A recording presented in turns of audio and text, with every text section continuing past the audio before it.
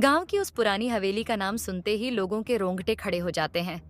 कहते हैं अमावस्या की रात वहां एक औरत लाल साड़ी पहनकर दिखाई देती है और उसके सामने जो भी गया वो कभी वापस नहीं लौटा। गांव का चौपाल लोग बैठे हैं, पास में लालटेन जल रही है और एक बुजुर्ग आदमी धीमी आवाज में कहता है, बेटा, उस हवेली के पास मत जाना। वहां एक औरत की आत्मा है। लाल साड़ी वाली, उसकी चीखें आज भी सुनाई देती हैं। फिर अजय कहता है, ऐसा कैसे हो सकता है? ये सब अंधविश्वास है बाबा। मैं खुद देखना चाहता हूँ सच्चाई क्या है। बगल में सुन रहा अजय का दोस्त रवि घबराकर कहता है, तू पागल हो गया है क्या? रवि, बाबा कहते हैं वहां से कोई जिंदा वापस नहीं आता है। आधी रात हवेली के बाहर चांद बादलों में छिपा है। उल्लू की आवाज और अजय कहता है, चल रवि, पता करते हैं, आज सच्चाई सामने आएगी। रवि कांपते हुए कहता है, मुझे अच्छा नहीं लग रहा अजय, ये जगह ठीक नहीं लग रहा है।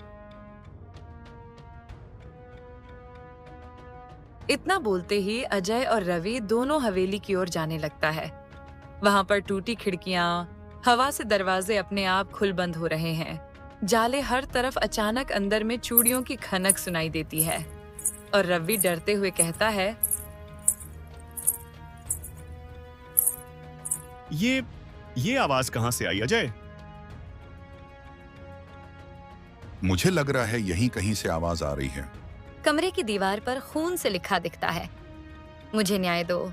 अचानक पीछे से एक ठंडी हवा चलती है। लाल साड़ी वाली की आवाजें सुनाई देती हैं। भयावह आवाज में कहती, तुम यहाँ क्यों आए हो? तुम्हें यहाँ नहीं आना चाहिए था। भागो अजय, नहीं तो हम दोनों जिंदा नहीं बचेंगे। और वो दोनों भागने लगता है। औरत धीरे धीरे उनकी तरफ बढ़ती है, हाथ में टूटी चूड़ियां खनक रही हैं। अचानक अजय और रवि रुककर बोलता है, तुम हमसे क्या चाहती हो, बोलो। न्याय। जब तक मुझे न्याय नहीं मिलेगा, कोई चैन से नहीं जी पाएगा। इतना सुनते ही दोनों जैसे तैसे हवेली से बाहर भागते हैं। औरत की चीख पीछे से गूंजती है।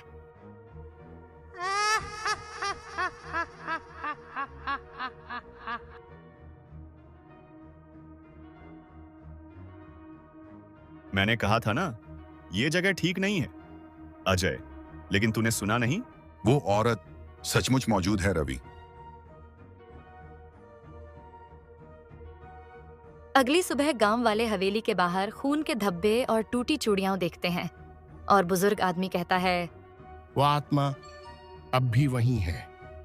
अमावस्या की रात फिर से बाहर आएगी। ये लाल साड़ी का खौफ कभी खत्म नहीं होगा। और डरावना संगीत, हवेली का शॉट धीरे धीरे धुंधला होता है।